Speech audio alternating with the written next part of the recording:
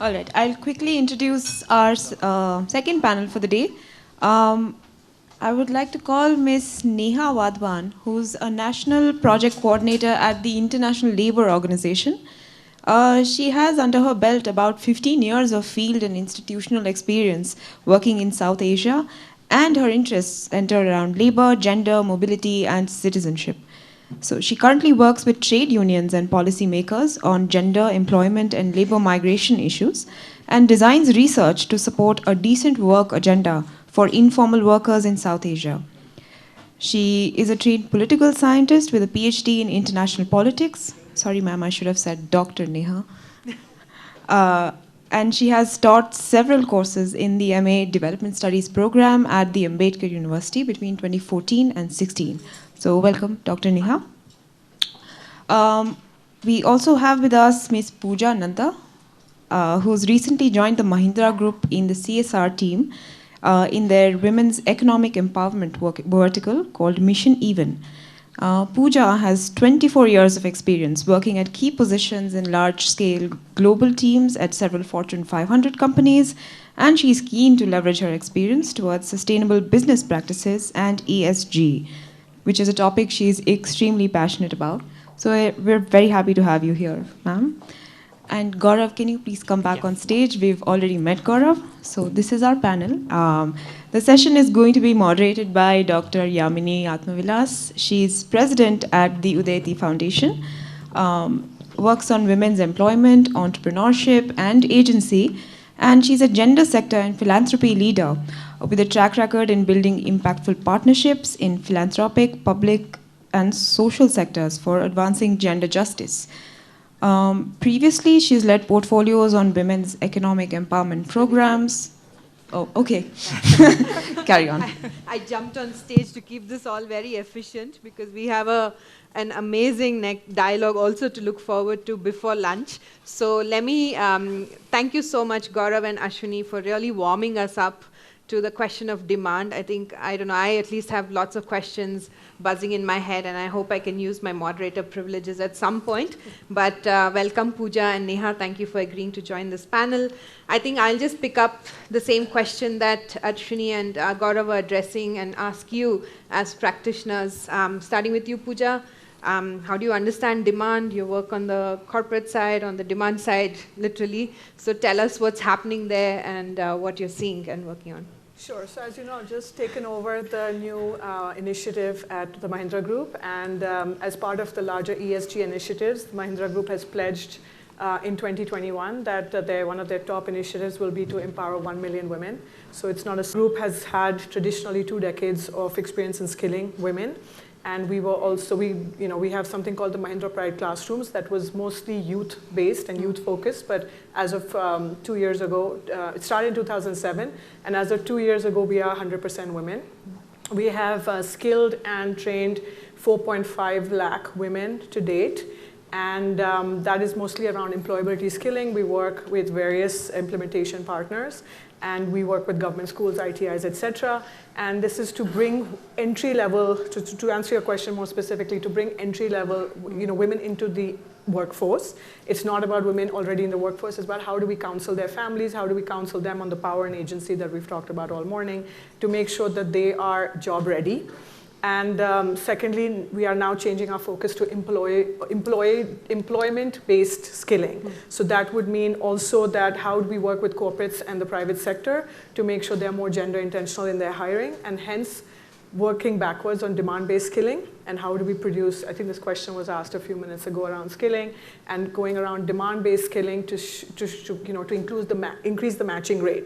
So we've also done some work with agriculture and women farmers, where we've seen 10 to 15% improvement in the farm produce, where they have access to government schemes now. So we've trained and skilled 75,000 women farmers and seen that productivity increase. But like you said, this is not about informal employment. It's about bringing women into the workforce and making sure they have dignified wage labor. So a woman trying to go from the informal labor sector into the formal formal wage sector, and bringing women with the idea that we also work with corporates to produce more gender intentional, workspaces, safety, creches. As we know, mobility is a big issue. We've talked about that, but also flexible and hybrid workspaces and work timings and maternity benefits, etc., and clean bathrooms, all of that. So I'll stop there, but that hopefully kind of gives an overview of what we're starting to do. Great, thanks, and I hope we can come back and there'll be more questions to you, and because we often hear that this drives up costs of hiring women. So would love to sort of get your perspective on that, but I'll do a first round first. So to you, Neha, I know you work a lot on informal workers and services especially. Would love to hear your perspective on what's the kind of nature of demand we're seeing, who's entering the workforce, where are they getting absorbed? Thanks, Yamini. Thanks for the invitation, and it's really a pleasure to be here and part of a very enriching discussion on women and work. For the ILO, I think in the research that we have conducted, we can see that over 80% of women in India are concentrated in informal employment. And I think Professor Deshpande's work has also sort of reflected on the fact, and shown us the different dynamics of that, right? But if you look at sectors, I mean, this is construction, domestic work, home-based work, street vending. So there's a whole host of sectors which are actually very under-regulated, do not guarantee minimum wages, do not guarantee decent working conditions, where unfortunately women workers are concentrated. To also sort of take off from what Professor Deshpande said earlier, which is the rural economy. And I think in the Indian context, it's really important to think of the number of women that are concentrated in the rural economy and are really then forced really to migrate into sectors in urban areas, which again, are lacking with decent work conditions. So here I'd just like to make 2 points. One about the fact that, the importance, of course, of private sector in terms of reaching out to women workers and giving them jobs, but also the role of public employment schemes, right, in being able to create some sort of a safety net. And to give you an example, I mean, we saw with the MGNREGA Act being brought in, right? It was to create a safety net, of course. But the fact that so many women workers reached out to the MGNREGA was not really something that was, that was imagined when the act was, I think, being brought about. So the importance of really, and like, again, what was said earlier, that the availability of jobs is really important. And this is something that women workers actually don't have access to, and which is why they're forced into certain sectors. Just on skill, if I may take a minute to say that I think when we talk about skill and women's work, the fact that a lot of women's work is seen as unskilled or low skilled is where I think the problem starts. And I think this also links up to earlier mentions about the valuation of women's work and how we can count it in when we talk about GDP and growth rates and things like that. So I think it's really important to think about the skills, of course, that women, because of their social, locations and because of patriarchal norms, are maybe forced to develop, while growing up. But at the same time, to really think about how these stereotypes can be broken through skilling programs. And I mean, as a tripartite organization, we work with employers' organizations, with government organizations, as well as with trade unions. But this is something which is really, I think, something that we possibly need to put our heads together with, because even with the government, when we talk about what are the kind of skilling initiatives that they have taken up for women, it is the same beauty, garment work, et cetera, et cetera. So I think to think out of the box is really important to be able to really, promote women's work opportunities and push a decent work agenda, as we call it. Can I add to Sure, absolutely. I forgot to mention one thing to that point. Traditionally, a lot of the skilling has been around hospitality, retail, beautician, all of that. So we are also trying to gear where the typically men-led jobs to how do we cater to women. And coming from a manufacturing company, we're saying we should be able to lead that first, because it's factory floors, data entry operators, showroom girls. And I will say that we are working very hard on this space to make sure that the girls are counseled to believe that what their conditioning was at their homes or in the institutes, and why they can only do certain kind of jobs. And I personally go out to some of these schools on site visits, and you ask these girls these questions, and 80% will put their hand up. I said, "Kya karna hai Manish Malhotra ke saath fabric? Humko fashion designer banna hai." And I was like, "Well, why? Why will you want to come and do a paint job?" We have, I think Mahindra is one of the only companies auto companies that has an all women paint job and factory floor line, and we're trying to build upon that in our factories, and we're doing pilots to bring these women. Of course, mobility and labor laws are something we're trying to circumvent, but we're talking to these girls to say, why not do these jobs? And it is not cumbersome or what you thought it was in terms of male-led. They can be done by women, and a lot of that is that we're trying to see that direction change as well. Great, no, and I want to come back to this, and I think Ashwini and I would love to chat with you later on some of our piloting as well. But let me pick up that thread of non-traditional skills, or just breaking that over-feminized, hyper-feminized sort of view of skilling, and turn to you, Gaurav. I know academics don't like to do crystal ball gazing, but, I think the digital world is accelerating beyond what we could have imagined, and I want to bring to our attention the recent Time magazine issue that talked about AI and how the AI generated, I guess, livelihood opportunities seem to be tiny points of light that we feel maybe there is a space and it's not very exclusionary. But again, just going back to your presentation as well, right? I mean, those are just scratching the surface, talking about mobile penetration, but actually, if you take that all the way through to the end of the spectrum in terms of quality of work, whether women will get included, whether the excluded will get included. Any reflections would be great, even if you don't do crystal ball gazing, but extra brownie points for telling us where this is going to go.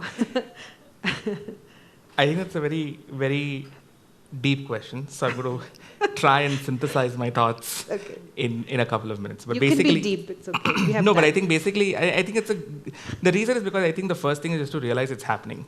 No matter, we can't be the ostriches in the sand trying to say that somehow this is not, it is happening, right? And so then the question really is, what can we do about it?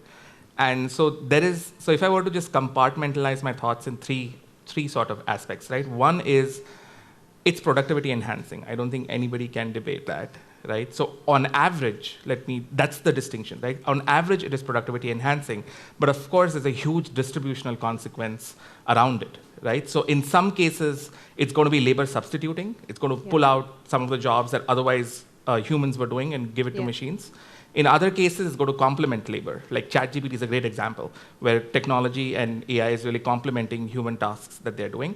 And it's about identifying or trying to understand, which of these sectors are going to be impacted according to that, and then correlate that with what is the gender ratio or any identity dimension that you might care about in terms of thinking through what is going to happen in those industries. And, like, for example, Daron Acemoglu and his co-authors have a whole bunch of work in the US precisely trying to grapple with these types of questions on are robots going to basically be the future and all of us are going to sit home unemployed? Or is it really the fact that they're going to open up new tasks that otherwise we would not have done? And that's, I think, a hard question to answer in some sense. But I think then, coming to the question of what can we do, I think the way that I think about it is sort of the three R's in some way, right? So basically retraining, redistribution, and then reallocation, right? So when I talk about retraining, I think literally every policy meeting, because I work a lot on labor and skills, the big question policy is grappling with is, where are the skills gap? What should I be training my future labor force to work in, right? And the disadvantage we have now is that technology evolution is exponential,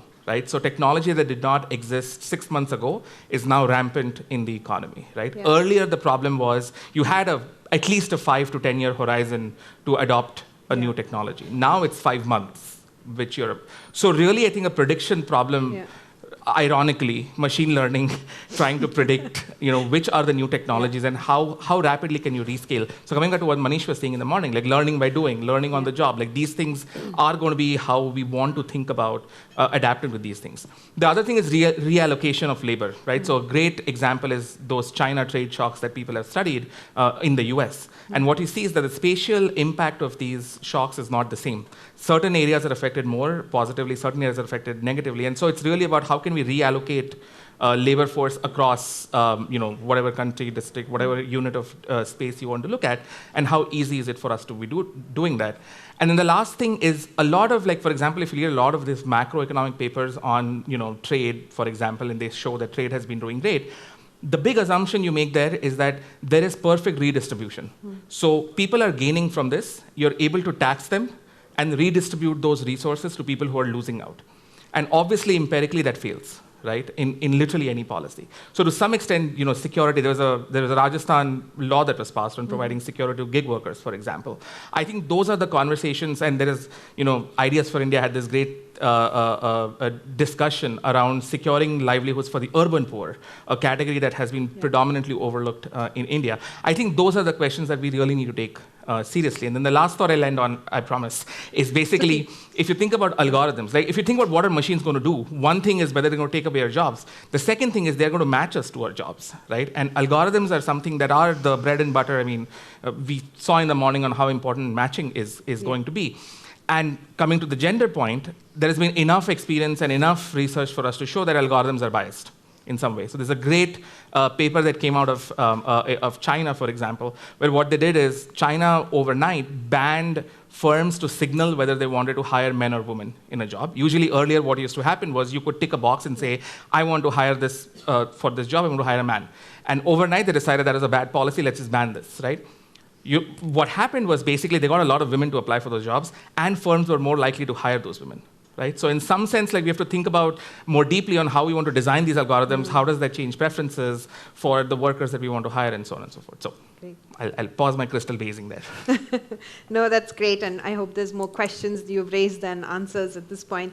Let me come to you, Ashwini. I've just swapped the order a little bit, but picking up on this question of demographic dividend and some of the things Pooja's talked about, which is getting entry-level workers in, women into jobs. I know Ashoka and your team especially has been putting out quite a lot of rich analyses looking at where are younger women, where are women going, and then segmenting that also by retention as well as entry. And that paper in terms of the analysis in terms of geography was also like something that really got picked up. I'm just wondering, like, would you again be able to talk a little bit about where do we position, where are the younger women, aspiring young women positioned vis-a-vis labor markets? Is it, what's the kind of demand that one is seeing, and where are some of the gaps that one could fill, or where again, what gives you hope? Yeah, thanks. It's in terms of younger women, we just talked of NREGA earlier. Yeah. The issue is that younger women are also more educated, and NREGA, while it's a good safety net and it just provides amazing resilience to families that need that kind of job, but when young women who've studied up to class 8, class 10, class 12, they don't necessarily want to do NREGA jobs, which are manual labor jobs at minimum wage, 100 days or 150 days a year. Those are not the kinds of jobs that they want to do. Now, in certain cities, you've started seeing some change. Petrol pumps, delivery services, etc., are employing. These were completely male-dominated, but these have started to employ women. And since we love to talk about social norms, we should focus on a social norm that economists call discrimination, which is employers' discriminatory attitudes towards women. So what I'm trying to say is that young women today are educated, they are employable, but unfortunately the discriminatory barriers that they face both at the point of employment as well as at the point of, as well as retention. So for example, banking we know employs a lot of women. And I was talking to somebody from a very well-known bank that has about 6,000 branches in the country, and they were telling me that they offer maternity benefits, maternity leave because it's mandatory. But they were telling me that in many of their regional branches, managers start to discriminate against women who are going to go on maternity leave. Mm-hmm. So there will be slight comments, there'll be microaggressions, there'll be, so you're going to go on leave, what? And when they, it's as if they were going on a holiday. And when they come back, they are bypassed for decisions in which they should be a part. So the overall culture is something that, women do end up taking maternity leave because they have to, but then they also feel this microaggression and pressure at the workplace, and this is when there is more than 30% of their workforce is female. So I think we need to really focus on employer discrimination as well and bring that into the conversation. And there, I think there are many lessons from other countries how you can reduce employer discrimination. It can never be eliminated. No country in the world has been able to do that. But I think when we focus on young women, there is an issue of that they are much more employable than in sectors than they currently are represented in. And in rural India, back again to the same question of jobs. women also migrate. Yeah. But I think one of the issues there, and we are finding that in one study that we are doing in UP, which is that they have to go to Lucknow or Delhi for jobs. They are willing to go. Their families are willing to send them. Where will they stay? Yeah. That is the biggest, so many parents have said, we don't mind sending our girl to Delhi. Where will she stay? And they don't want her to stay in some, rented place because you really don't know what the neighbors are like, etc. So something like a working women's hostel, which is not only for richer women, but is much more affordable, safe transportation. That Tamil Nadu studies because they have they've built quarters next to the factory, Exactly. right? And that's how they are 46% of 46% of factory workers work in Tamil Nadu, female factory workers, is because there are places to live right next to the factory. So I think residence, transportation, toilets, and a culture of thinking of women as an equal colleague. These are, I think, very important factors, and young women are even more sensitized to this than even we were, when we were young. Thanks, Ashwini and Pooja. I don't know, you jumped up, so please go ahead and talk about housing and some of the enablers. There was a few things that triggered a lot of thoughts, and I know Gaurav had touched upon this as well. So one of the challenges we are having in the entry level is also aspiration mapping. Understanding what they have access to social media, they're seeing the world on the other side of the lens, and they think it's a lot more powerful than their situation. And I think that expectation setting is very important. So we do actually go, in our counseling and our early skilling selection, we have started to tailor more towards aspiration mapping, because a lot of the girls join the programs and then drop out, and they don't come for the interviews, they don't come for the jobs, they don't stay in the jobs, or they thought they were going to have one kind of a job, and they were conditioned to think these were the 5 jobs they would do. So the aspiration mapping is very, very important, and also the reset of expectation that you're not going to come and become a fashion designer at 30,000 when you first join. And one of the things coming from so India is gearing up for a $5 trillion economy, and a lot of manufacturing global companies are talking about moving their units here. Who's going to do these manufacturing jobs? It's not going to be just men. And a lot of these women have to be groomed towards changing their mindset, but also for the mobility. And when I was actually surprised when I went to Lucknow and UP, where I thought mobility was the lowest, would be a big social no-no, all the girls and all their families were willing to go. And the same issue came up was pay. If I have to send this much money home, what am I living on? And one is, this, like I talked about, safety in workplace. We are talking to manufacturing companies, and including ourselves and our own factories. And the ecosystem I'm trying to work with, as you know, I'm trying to build a collaborative, is that the corporates and MSMEs and the private sector have to understand that they have to provide at least 1 month of basic housing, hostel, food, conveyance, transport till a girl finds her feet, settles in, gets her first paycheck, maybe phone, insurance, loan. So we're working with digital, a lot of that as well, to provide access to these kind of tools, and they have early loans, because you can't have a girl migrate to a city with no money in her hand, because a lot of these girls are from economic weaker sections of society that we are trying to skill and bring into the workforce, where that becomes almost like a mandate for corporates to say that if you provide 6 weeks worth of the basics, they are also more, and the other thing I found is the families are willing to let them go in groups. So if you skill and train and kind of mobilize 10 to 12 girls from the same area or the same village, the same program, they are, and staff them in jobs and put them up, then it's actually a win-win for everyone. Just go ahead, Neha. Complicate the story a little bit, though. Sure.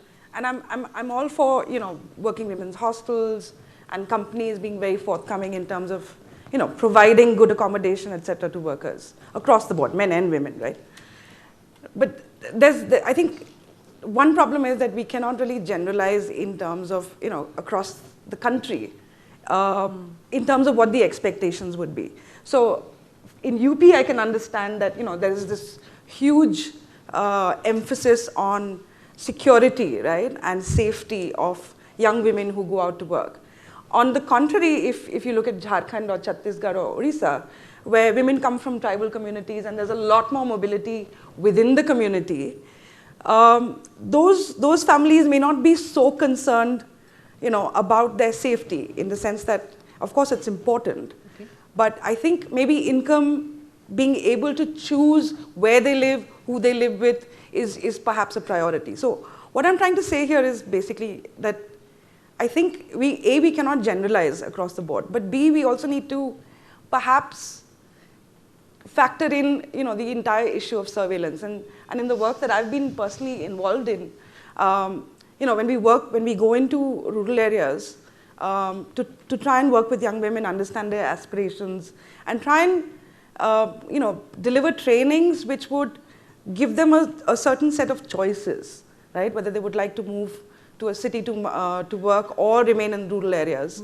You see this overarching sense of surveillance that a lot of communities want to actually extend to women. And so the labor mobility narrative very quickly turns into a trafficking narrative, which is extremely problematic, because while companies should of course provide accommodation and safe working conditions, perhaps we really need to look at the sort of overall framework where even governments need to think about safe spaces, how to make cities safer, how to make rural areas safer, right? So that women can actually access work of their choice at a time that they want and be able to move even locally, if they have to. And I'm saying this, Yamini, because we've actually come across a lot of cases where a lot of women who wanted to work in the garment sector from Jharkhand and Chhattisgarh, got the skill training for it, but then were kept captive in hostels, in garment clusters in Tirupur, in Bangalore as well. There have been stories that we've come across through trade unions. So that's not ideal at all, right? I mean, restricting mobility in the workplace or around the workplace is, I think, as detrimental as restricting mobility in sort of where you come from. No, I mean, I think this is one of those tough ones where one can't set up a hierarchy of consequences, but you're right. I mean, I think everything you do to mitigate one negative consequence, there are multipliers to that, and that I think the hard work has to be done to actually create better frameworks, test out stuff. I think I was really pleased to hear, Pooja, that you're also piloting and trying to figure out, generate evidence on what is it that will actually work and what's that good mix. And to your point, account for the heterogeneity of where young women come from, what industries look like. I mean, there's also the demand side that's very heterogeneous in terms of what it can absorb. Let me take a pause here to see if there are audience questions. We have about 15 minutes. So, yeah, please go ahead, Mahua. Yeah. For very good insights. I just wanted to understand whether all the studies or whatever we are talking of is taking into account the entire ecosystem. Because when we are talking of women's employability, we are also talking of ITIs and other skilling organizations or institutions. So are we looking at their role, a big role in it? Though we have over 37 trades in which women can be trained in, but how many even private partners or even government institutions are making that effort to create curriculums or courses on those areas?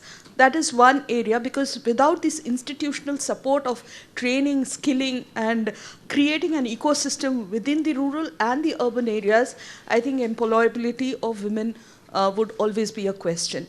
Second point is on the opportunities in the rural areas. We not only in the rural areas, even in the urban areas, one big area is that the public procurement processes. The government, has a funding allocation or a budget allocation of more than 10,000 crores in any state on the public procurement domain.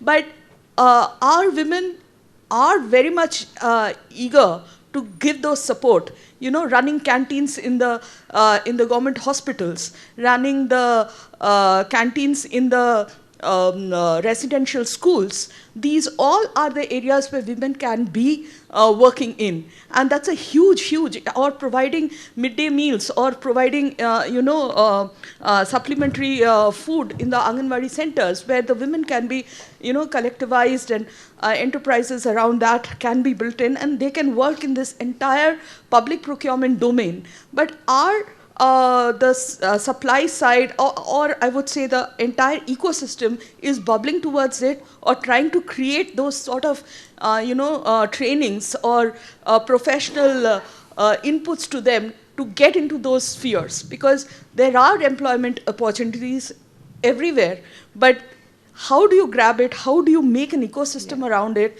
is what we need to really think of. Thank you, Mahua. Angad, there's two gentlemen, one on Renana Bain's table and one more. Let's take two more questions and then you can answer them as a set.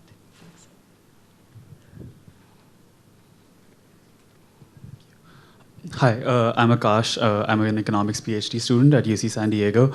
I was just wondering from the perspective of the work Mahindra is doing and maybe other corporates where like how much of this is a sort of an altruistic motive to build these and like get gender inequality, and how much of it is like profit maximizing, because maybe it's the cynical economics perspective about like the only way we'll have sustainable goal initiatives is if they are profit maximizing. So I'm just wondering what your thoughts are on that. All right, Pooja, lay out your cards. One more question, please. Thank you very much. I have two questions, two short comments and questions.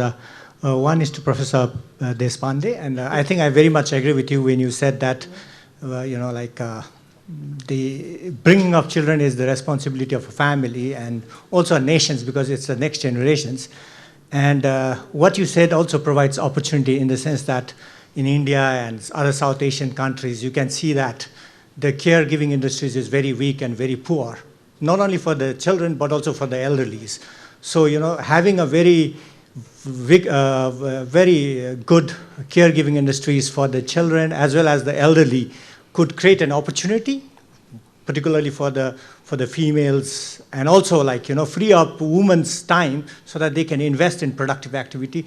So what are your thoughts on that? And to Neha and also to Pooja, if you look at you brought out the issue of safety. And I really agree that safety is a very, very important issue, and we really need to provide safe environment. And we come from ADBI. We are housed in Tokyo. So when I look at Tokyo, and we have been discussing, it's very safe. Whether it's a midnight or any time during the day, you can walk in, anybody, irrespective of what gender you are. Is there anything that India and other South Asian country could learn from, what the experience of Japan in terms of safety? Because when you provide a safe environment, then our women can really work easily. So if you have any thoughts on that.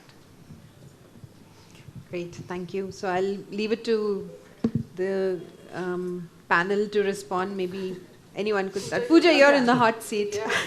Okay, I'll speak from a Mahindra perspective. I cannot speak on the skilling and the question Mahua asked so much, but I will say that yes, there is a lot of room because of digital divide, etc. Yeah. There's a lot of room for infrastructure improvement and course improvement, which is why we are doing demand-based skilling. But generally, to answer the question, I do personally believe, and I know that I work for an organization that stands very strongly behind the fact that these interventions the ecosystem and the interventions have to be beyond just the CSR mandate. It's not the check mark. As everyone knows, the Mahindra Group has been doing this for decades, and it is ingrained in the DNA of the company. So I won't get into profitability and all of that, but it is a lot to do with the fact that we truly believe in initiating the change. And I am working on this initiative with the fact that I don't think one organization can do this alone. I don't think we can do it alone, even with the brand name and the credibility and the funds we have behind us, which is why Yamini was part of this. I did a workshop with various members of stakeholders of our ecosystem, NGO partners, philanthropy, corporates, employers, and I'm working with other private sector and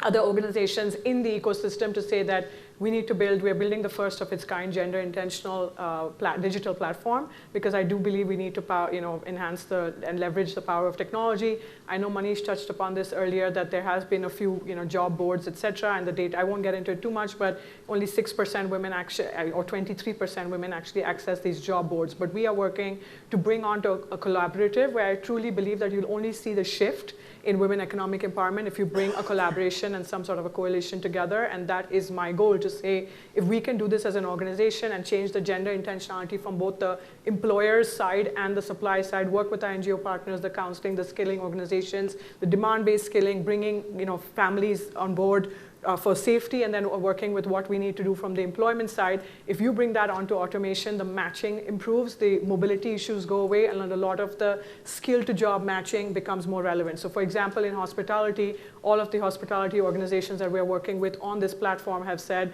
they only want women, and they want women from a certain background, and we have tutorials for their skilling, their training, girls how to move to a new city, what they need to access.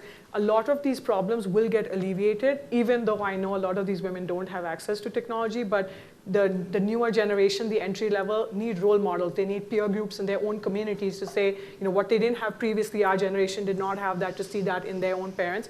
And that will bring out the shift. And I think that together will solve the problem. I don't think there is one simple answer to solve the issue.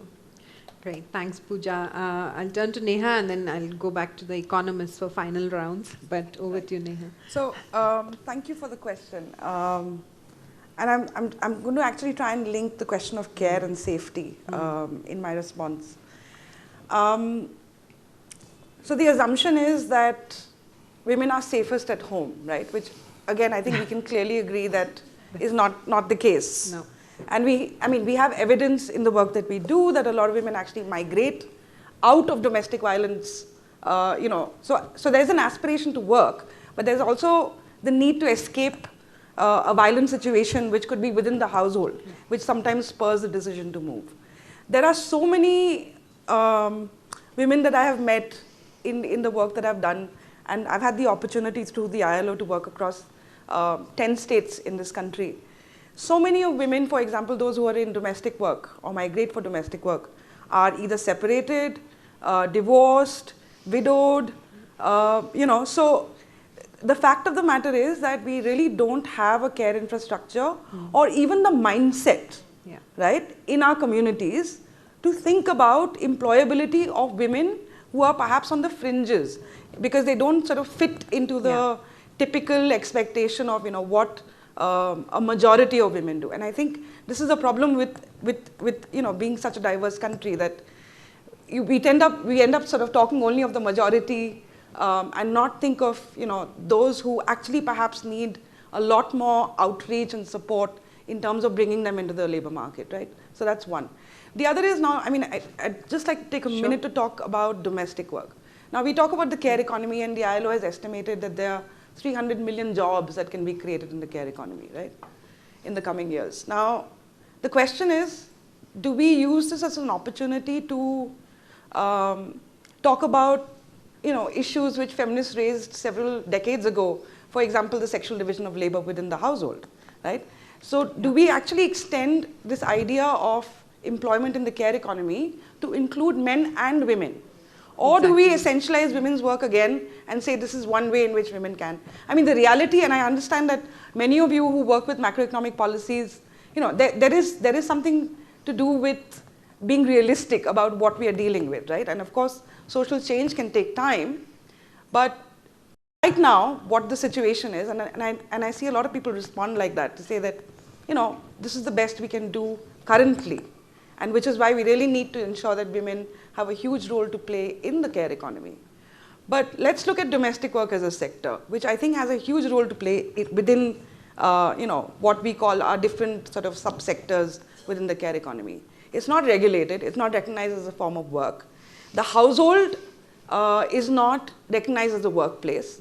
And in fact, in our experience, this has been one of the major reasons why, despite all the lobbying efforts that we've done with state governments, with central governments, that you don't have a concrete law or policy on domestic work, because there is reluctance to actually regulate the household, which is a private workspace. It's a private household, but it's a workspace. So if we start talking about, unpaid care work and paid care work that needs to be done, the workplace has to be recognized. At the ILO, we also talk about occupational safety and health, right? And again, in terms of COVID and return to work, we brought out a report trying to say that when we talk about occupational safety and health and return to work, of course, we talk about factories and industries and offices. But what about women in the informal economy? Where is their role, or do they have a space to be able to negotiate how they can come back to work in the domestic work sector?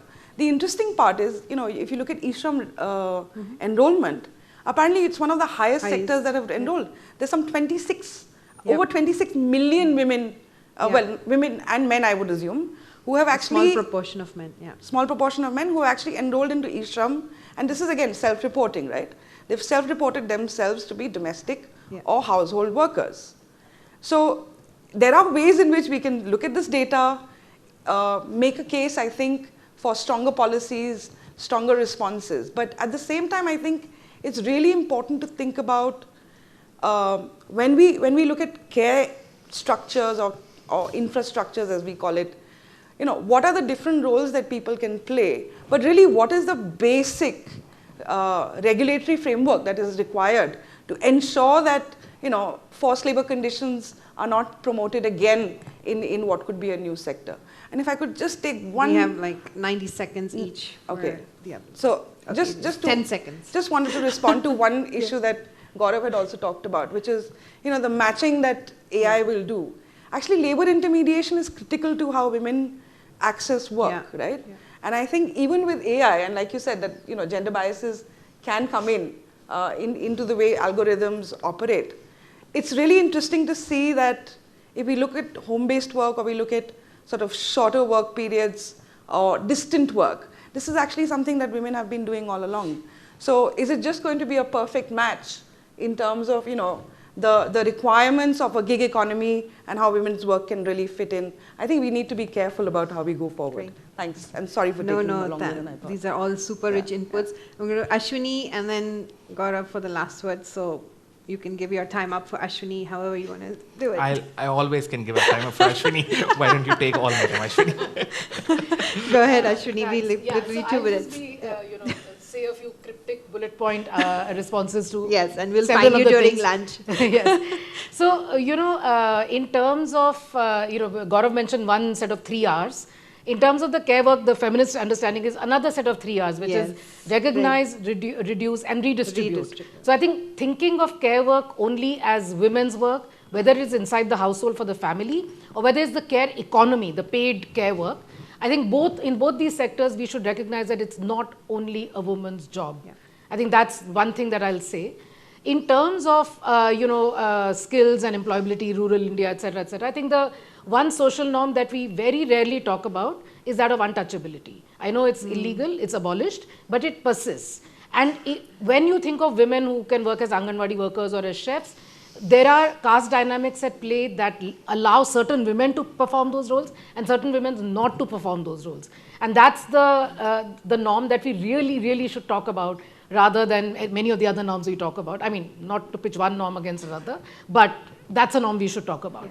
And finally, to your point about surveillance, I couldn't agree more. Yeah. We are focusing on women in the labor force, we are focusing on women in economic activities. But what I want to say is women are capable, intelligent adults.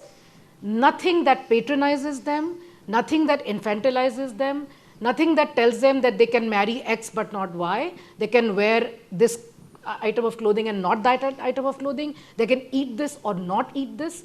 All of those things infantilize women. So you cannot expect increase in labor force participation rates while having a set of norms or non-state actors making these kinds of statements, because these things are incompatible. So as long we have to be prepared to recognize women as intelligent, capable adults who can make decisions for themselves, for their own lives, within the household, outside the household. That's what I say. I have nothing to say after all of this, so I'm happy to go have lunch. With that, thank you all so much, and thanks you for letting me moderate this fantastic panel, and I hope you'll find them during lunch. And over to Satya and